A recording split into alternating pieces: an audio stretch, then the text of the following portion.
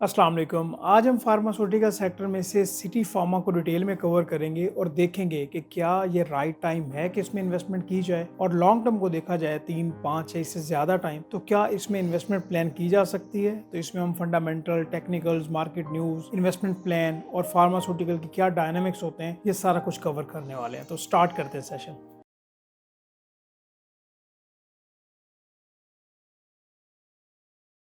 आज हम pharmaceutical sector में से सिटी फार्मा को डिटेल में कवर करेंगे। फार्मास्यूटिकल सेक्टर के डायनामिक्स ज़रा डिफरेंट होते हैं, तो उनको भी देखेंगे। सबसे पहले तो हम बिज़नेस के डायनामिक्स को समझेंगे कि सिटी फार्मा का बिज़नेस मॉडल क्या है, कोर एक्टिविटीज़ क्या है। देन ये स्टॉक कितना फंडामेंटली स्ट्रॉन्ग है, इसके 3 से पिछले 5 साल का data, financial statements, annual report को देखेंगे। देन हम इसके टेक्निकल लेवल्स पे जाएंगे और असेसमेंट करेंगे कि अभी ये स्टॉक कहाँ पे है और फ्यूचर में क्या एक्सपेक्टेशन हमारी हो सकती है। मार्केट में जो न्यूज़ सर्कुलेट कर रही होती है या मटेरियल इन्फॉर्मेशन होती है, उनका क्या इम्पैक्ट हो सकता है, और अगर इसमें इन्वेस्टमेंट करनी है तो इन्वेस्टमेंट प्लान क्या होना चाहिए। तो ये सारा कुछ हम डिटेल में कवर कर रहे होंगे। आपसे रिक्वेस्ट है कि चैनल भी आप ज़रूर सब्सक्राइब कर लीजिएगा, और जिस कंपनी का भी आप एनालिसिस चाहते हैं फार्मास्यूटिकल सेक्टर में से या कोई और सेक्टर, तो आपने वो कमेंट्स में बताना है। और टारगेट हम रखते हैं कि आप इस वीडियो के 500 लाइक्स ज़रूर कर देंगे। स्टार्ट करते हैं। सबसे पहले हम इस सेक्टर के जो डायनामिक्स हैं उनके ऊपर बात कर लेते हैं, जो बाकियों से डिफरेंट हैं। अच्छा, ये मैंने ना एक न्यूज़ निकाली है। सबसे पहले मैं आपको ये बता दूं कि ये जो दवाइयाँ हैं ना, कंपनीज़ पहले क्या होता था कि कंपनीज़ अद्वियात की कीमतें खुद से तय नहीं कर सकती थी। लाइक गवर्नमेंट इनको रेगुलराइज करती थी। ठीक है, गवर्नमेंट ने कह दिया कि इन जो मेडिसिन हैं, ये दवाएं जो हैं, इनकी प्राइसेस ये होंगी, फिक्स होंगी। उससे जो फार्मास्यूटिकल कंपनीज हैं उनको नुकसान होता था। ठीक है, उनकी जो कॉस्ट है वो ज़्यादा आती थी और उतना ज़्यादा वो प्राइस पे सेल नहीं कर सकती थी। सही। अभी रिसेंटली कुछ चेंजेस आए, और एक लिस्ट होती है जिसको national list of essential medicine कहा जाता है। अभी गवर्नमेंट ने कहा कि NEML, ये जो लिस्ट है, इसमें जो भी अद्वियात आ रही हैं, इसके अलावा जो भी मेडिसिन हैं, वो जो ये अद्वियात बनाने वाली कंपनीज हैं, फार्मास्यूटिकल कंपनीज, वो अपने अकॉर्डिंगली मार्केट डिमांड को देखते हुए इनकी प्राइसेस जो है वो तय कर सकती हैं। ठीक है, इसमें लाइफ सेविंग ड्रग्स भी हैं, कैंसर के रिलेटेड या बाकी भी अद्वियात हैं, या वाइटामिन वगैरह हैं, तो और उसके ऊपर जो है को 18% जो GST है वो भी हम चार्ज करेंगे। सही हो गई बात। तो अभी ये कंपनीज़ के लिए अच्छी बात है कि वो जो उस लिस्ट के अलावा जो भी मेडिसिन हैं उनकी अपने मार्केट के अकॉर्डिंगली उनकी प्राइसेस सेट कर सकते हैं। ये पॉइंट नंबर 1 इम्पोर्टेंट है।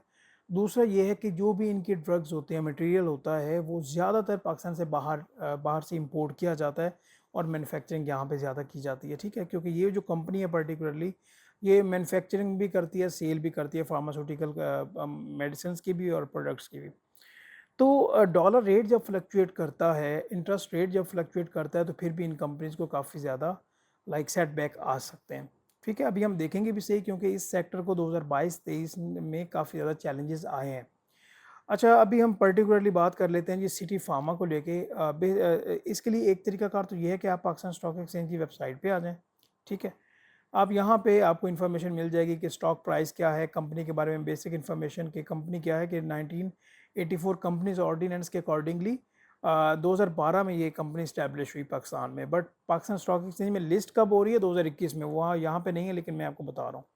और इसके अलावा बाकी इसका कुछ फाइनेंशियल डेटा आ रहा है। ये मार्केट कैप है 8.3 बिलियन है, और ये फाइनेंशियल डेटा कुछ इसका आ रहा है 2021 से लेकर 24 तक। इसकी सेल्स किस तरह से रही हैं, अर्निंग पर शेयर क्या रहे हैं, इसकी ये रेशियोज़ और ये डिविडेंड पे आउट्स की हिस्ट्री आ रही है। सही होगी बात। लेकिन मैं आपको रिकमेंड करूँगा कि आप इस कंपनी की वेबसाइट पे आएँ और पहले अंडरस्टैंड करें, यहाँ पे आएँ और इसको एक्सप्लोर करें कि इस कंपनी की जो प्रोडक्ट्स हैं, ये फिनिश प्रोडक्ट्स कौन सी हैं, ये बायोटेक में क्या कर रहे हैं, सिटी नेचुरल में क्या कर रहे हैं। ये अगर मैं इन की डिटेल में जाऊँगा तो हमारी वीडियो या हमारा जो टॉपिक है वो इरेलीवेंट हो जाएगा। ठीक है, ये आपने खुद भी तहकीक करनी है। तो मैं जो टू दी पॉइंट बातें वो आपको बताता हूँ। ये CSR के बाद आपको ये इन्वेस्टर का एक टैब मिल जाता है, जहाँ पे आपको रिपोर्ट्स मिलेंगी, annual report, quarterly, semi annually. तो यहाँ पे एनुअल रिपोर्ट पे आप क्लिक करेंगे, और ये लेटेस्ट जो रिपोर्ट है 2023 की, वो हमारे सामने है। तो यहाँ पे आप इसको डाउनलोड कर लें। 2024 की आएगी या 23 की आएगी। जो डेटा देखना है वो तो मैं आपको बता रहा हूँ, जिस साल की भी मर्जी निकाल लें, आपको आपको मैं आइडिया दे देता हूँ। अच्छा, ये मैंने यहाँ पे रिपोर्ट निकाल ली, और इसको मैं थोड़ी सी एडजस्ट कर देता हूँ ताकि इसका व्यू हमारे पास बेहतर आ जाए। अच्छा, देखें, हमें ये देखना होगा कि ये कंपनी करती क्या है, इसकी कोर एक्टिविटीज़ क्या हैं, एनुअल रिपोर्ट में इसका फाइनेंशियल डेटा क्या कहता है। हमारा ये ऑब्जेक्टिव है।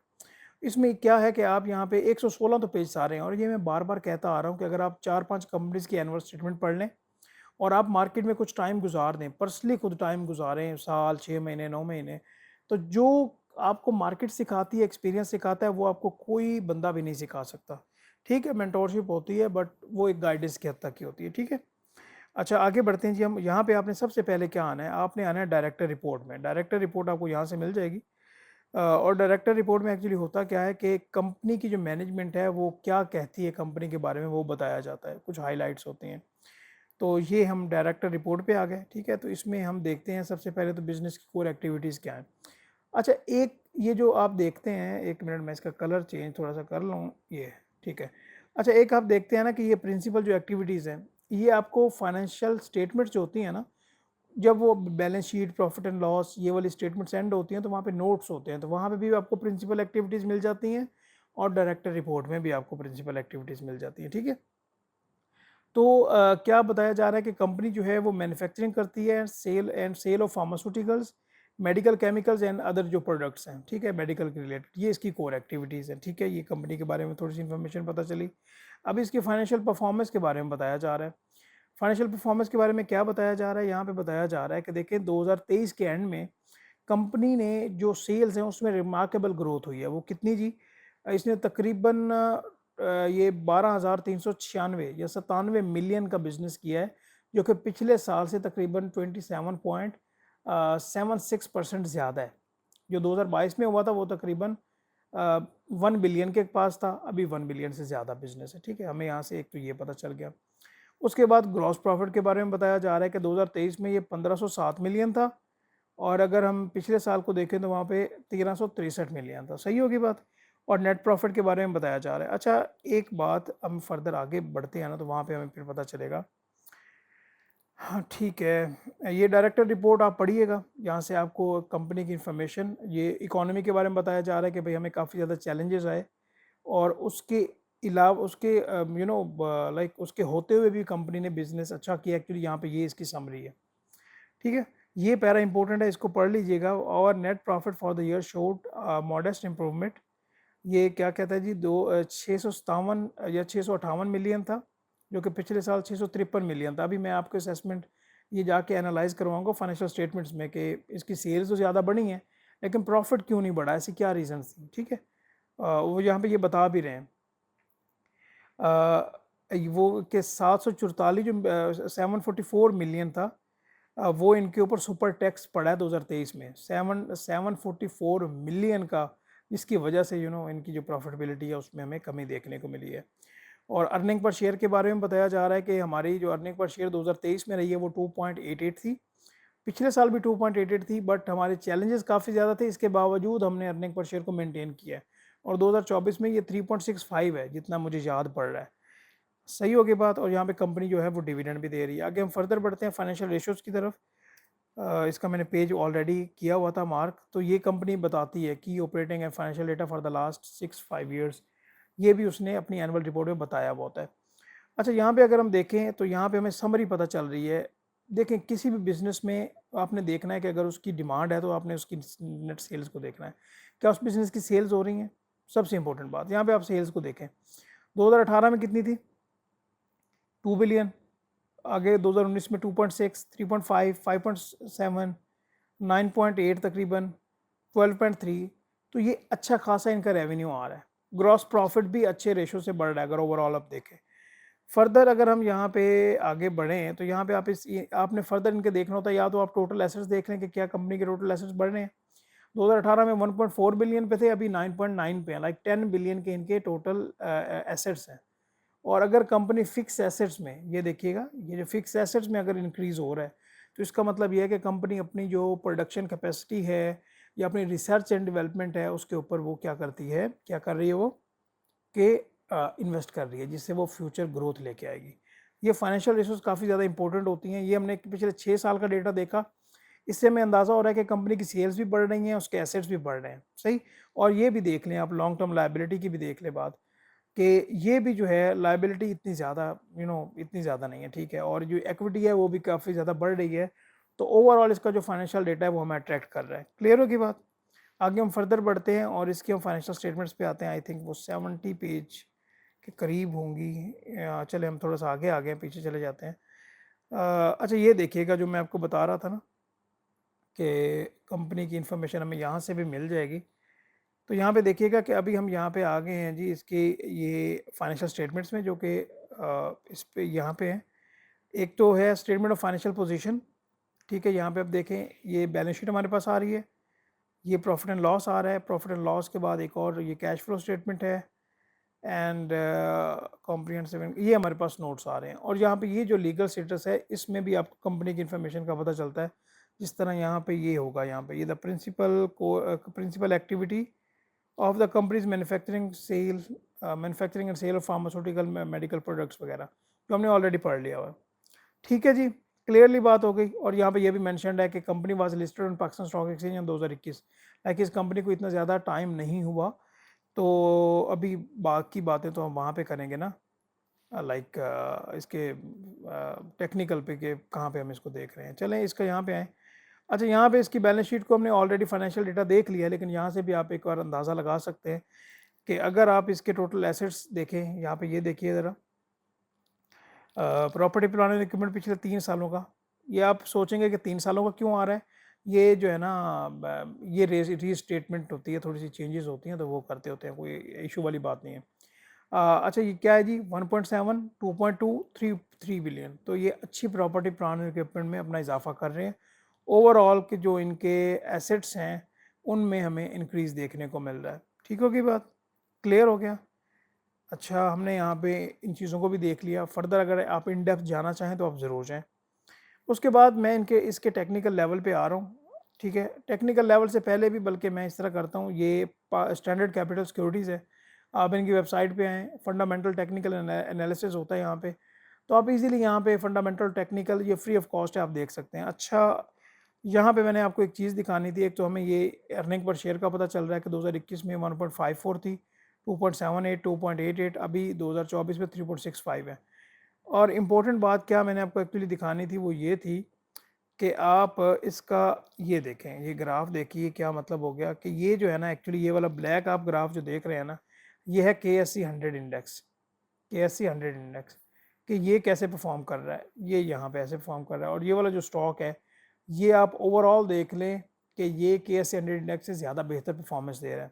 ठीक है, लेकिन ये हमारे पास तकरीबन एक साल तकरीबन एक साल के करीब का डेटा आ रहा है। ठीक है, क्लियर होगी बात। अच्छा एक और बात है कि यहाँ पे अगर देखें ना, तो यहाँ पे हमें काफ़ी ज़्यादा इस पेज पे हमें रेशोज़ मिल जाती हैं। तो फिर वही बात है, टारगेट अचीव करें तो ये भी एक गोल्ड माइन है। आपके पास बड़ी समराइज्ड इन्फॉर्मेशन आती है, मैं आपके साथ ज़रूर शेयर करूँगा। मुझे बताएं, आप कमेंट्स में बताएं। ठीक है, इसके अभी टेक्निकल पे आ जाते हैं जी। अच्छा टेक्निकल की बात करें तो ये मैंने इसका ना एक्चुअली डेली चार्ट निकाला है। देखें जो इन्वेस्टर्स होते हैं वो डेली चार्ट को भी देखते हैं, लेकिन मैंने आपको बताया हुआ है जब भी आप टेक्निकली स्टॉक को एनालाइज करना चाहें तो आपने देखना है कि क्या मार्केट के प्लेयर जो हैं उस स्टॉक को ऊपर लेके आना चाह रहे हैं। दूसरी बात यह है कि क्या मार्केट में वॉल्यूम्स जनरेट हो रहे हैं और जो स्टॉक है वो अप ट्रेंड में है या डाउन ट्रेंड में है। ठीक है ना, ये बड़ी मैंने आपको कंसाइज वर्जन में कुछ सेकंड्स में बड़ी काम की बातें बता दी हैं। मैं इसके डेली से वीकली चार्ट पे जाऊंगा। वीकली चार्ट, अच्छा यहीं से तो ये स्टॉक स्टार्ट हो रहा है। अच्छा पहले स्टॉक जो है ना वो इसने टच किया है तकरीबन 50 को, और यहाँ से अगर देखें, यहाँ से पर्टिकुलरली यहाँ से ये तकरीबन 20 रुपए से, और 19 फेब 2000 लाइक फेब 2024 के स्टार्ट की बात हो रही है। यहाँ से स्टॉक ने एक मोमेंटम पकड़ा हुआ है। क्या मोमेंटम पकड़ा हुआ है, तो यहाँ पे आप देखें ज़रा, लाइन ड्रॉ करें, ये आपको यहाँ से अप ट्रेंड में नज़र आ रहा है। और जो इसका प्रीवियस हाई है, पॉसिबिलिटी है कि आने वाले लाइक 3 से 4 माह में वो अपना ये जो पिछले वाला हाई है इसको टच कर दे।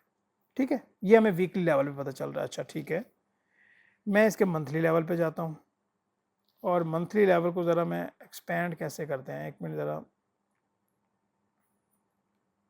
मैं इसको ना ज़रा को एक्सपेंड करना चाहता हूँ ताकि आपको मैं क्लैरिटी के साथ समझा सकूँ। ये एक्सपेंड हो गया, इसके मैं क्लियर मार्क्स कर लेता हूँ। अच्छा यहाँ से देखिएगा ज़रा, इस स्टॉक को आपने अभी मंथली मैंने चार्ट निकाला है।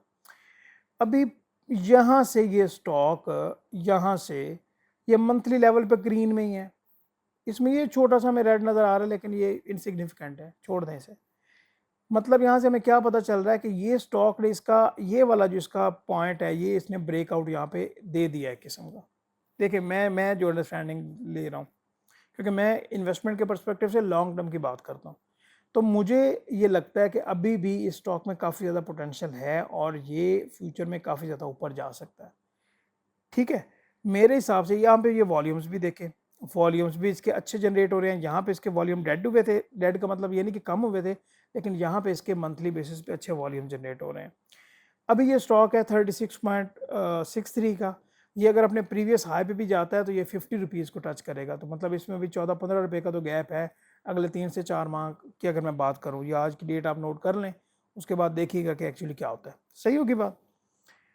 ठीक है, इसको लॉन्ग टर्म के लिए मैं ज़रूर देख कंसीडर करूँगा और इसमें स्मॉल इन्वेस्टमेंट्स करूँगा। अच्छा, अगला क्या तरीकाकार हो सकता है कि कब हमें बाय करना चाहिए? यहाँ पे आप इसके डेली चार्ट पे आ जाएँ और डेली चार्ट पे आने के बाद यहाँ पे आपको इंडिकेटर्स नज़र आएंगे। RSI, अच्छा ये मैं आपको यूज़ करने का वैसे तरीका बताता हूँ ना। एक्चुअली क्या है कि इसकी एक साइंस है, वो क्या है कि RSI ना आपको एक्चुअली स्ट्रेंथ बताता है, और अगर आप इसको एक्सपेंड करेंगे तो ये आपको पॉइंट्स नज़र आते हैं। जब आपको ये स्टॉक लगे कि देखें अभी ये 30s में है और स्टॉक काफ़ी ज़्यादा स्ट्रॉन्ग है, 40 से नीचे है, तो तब आप उसमें अच्छी इन्वेस्टमेंट कर सकते हैं। लेकिन ये वाला स्टॉक पर्टिकुलरली अप ट्रेंड में है, तो अगर आप इसको 50s में भी यहाँ पे अगर लेंगे तो आपको बेनिफिट होगा। ठीक है, ये मेरे एक एजुकेशनल पर्पसेस के लिए मैं आपको बता रहा हूँ। सही होगी बात? तो ये वाले पॉइंट्स हैं। अच्छा, एक और बात कि अगर आप चाहते हैं कि मैं आपको इंडिकेटर्स जिस तरह भी ये RSI बताया है, इसके ऊपर एक प्रॉपर लाइक प्लान करूं, तो मुझे आपने कमेंट्स में बताना है, मैं उसके ऊपर भी ज़रूर प्लान करूंगा। तो ओवरऑल मैंने यहाँ पे क्या कवर किया है, फंडामेंटली बिजनेस क्या करता है, उसकी मार्केट न्यूज़ ये देखी हमने, क्या इसके डायनामिक्स होते हैं, फंडामेंटली स्टॉक देखा, टेक्निकली देखा, हमें ये अच्छा लग रहा है, अच्छे इसमें पोटेंशियल नज़र आ रहा है। अभी 2021 में 3 साल भी नहीं हुए, इस लाइक 3 साल कंप्लीट हुए हैं अभी इस कंपनी को, तो फ्यूचर पर्सपेक्टिव से अच्छा ये स्टॉक लग रहा है। तो इसको पोर्टफोलियो में मेरे हिसाब से कुछ ना कुछ गुंजाइश देनी चाहिए, लाइक एट स्टार्ट आप 5 to 7% भी मैं लगाऊं तो ठीक है। तो ठीक है, इंशाल्लाह हम नेक्स्ट वीडियो में बात करते रहेंगे। अपना ख्याल रखिएगा। Thank you so much. अल्लाह हाफ़िज़।